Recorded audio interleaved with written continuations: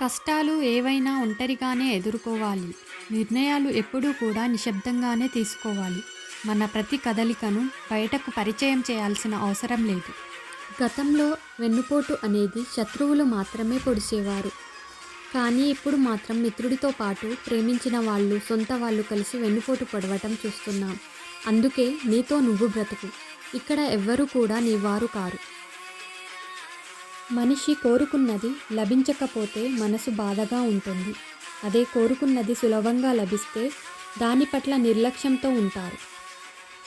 జీవితంలో అన్నీ కోల్పోయినప్పుడు కోల్పోయిన వాటి గురించే ఆలోచించడం ఎందుకు? ఇక నుండి ఉన్న వాటి గురించి ఆలోచించటం మొదలుపెట్టు. ఇక ముందు కోల్పోకుండా ఉంటావు.